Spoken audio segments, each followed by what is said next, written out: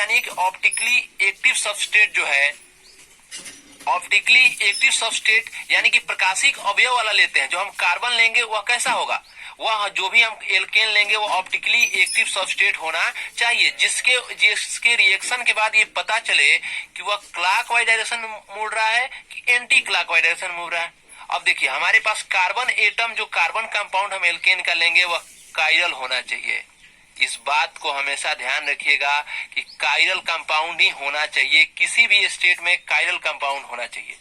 और दो बातें हो गई, एक तो हो गया ऑप्टिकली एक्टिव सबस्ट्रेट, वह हो जिसे प्लेन पोलराइज लाइट के अंदर से अगर हम पास कराते हैं तो या तो क्लॉकवाइज डायरेक्शन में मुड़ जाए या एंटी क्लॉकवाइज डायरेक्शन में मुड़ जाए, उस प्रकार के सभी कंपाउंड्स को हम ऑप्टिकली एक्टिव सबस्ट्रेट या ऑप्टिकली एक्टिव कंपाउंड कहते हैं। दूसरा होता है कायरल कार्बन कंपाउंड। ये वर्ड थोड़ा बहुत ऑड है, इसके बारे में थोड़ा समझेंगे क्योंकि इससे पहले हम लोगों ने कभी इसके बारे में जिक्र नहीं किया है।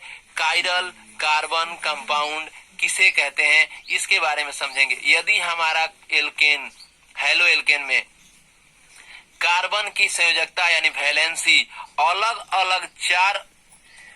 अलग चार ग्रुपों से पूरी हुई हो तो इस प्रकार के सभी कार्बन को हम कायरल कार्बन कहते हैं, कायरल कार्बन कंपाउंड कहा जाता है। कायरल कार्बन कंपाउंड के बारे में थोड़ा अच्छे समझेंगे। हमारे पास एक सी है, सी के पास 4 वैलेंसी होती है, सी के पास 4 वैलेंसी है तो एक को हमने पूरा करा दिया H से, ठीक है, दूसरे को पूरा करा दिया X से, H भी अलग ग्रुप है, X भी अलग ग्रुप है। हमारे पास एक एल्किल ग्रुप है, यह एल्किल ग्रुप अलग है CH3।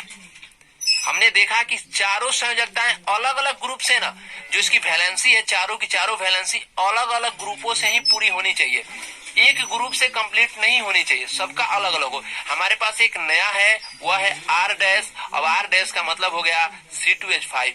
आप लोग बाबू थोड़ा ध्यान से देखेंगे कि इस कायरल कंपाउंड में H अलग है, X का ग्रुप अलग है, CH3 मेथाइल ग्रुप है और C2H5 एथाइल ग्रुप है। इस तरीके से आप देखेंगे तो कार्बन की चारों वैलेंसी अलग अलग ग्रुपों से पूरी हुई है और इस तरीके के वह सभी कार्बन कंपाउंड जिनमें चारों संयोजकताएं अलग अलग ग्रुपों से पूरी की जाती है, इस तरीके के सभी कार्बन कंपाउंड को कायरल, देखिए थोड़ा वर्ड पे ध्यान रखेंगे, CHIRAL है लेकिन इसको कायरल कंपाउंड पढ़ा जाता है तो इसे हम कायरल कंपाउंड कहते हैं। वह कार्बन कंपाउंड जिसमें कार्बन की चारों संयोजकताएं अलग अलग, चारों वैलेंसी अलग अलग ग्रुपों से पूरी हुई हो तो इस प्रकार के सभी कार्बन कंपाउंड को हम कायरल कंपाउंड कहते हैं। सभी लोग ध्यान से रखेंगे, देखेंगे C के साथ H जुड़ा है, इसी के साथ R है, इसी के साथ R डैश है, यहाँ पर आपका X है, X के जगह पे क्लोरीन, ब्रोमीन, आयोडीन, फ्लोरीन कुछ भी हो सकता है। इस तरीके का जो भी कंपाउंड होगा आपका यह सारा कंपाउंड कायरल कंपाउंड में ही आता है। देखिए हम लोग इसे एक बार फिर रिवीजन कर लेते हैं जितना हम लोगों ने पढ़ा है। सबसे पहले हम लोगों ने पढ़ा न्यूक्लियोफिलिक सब्स्टिट्यूशन रिएक्शन यानी प्रतिस्थापन नाभिक स्नेही अभिक्रिया।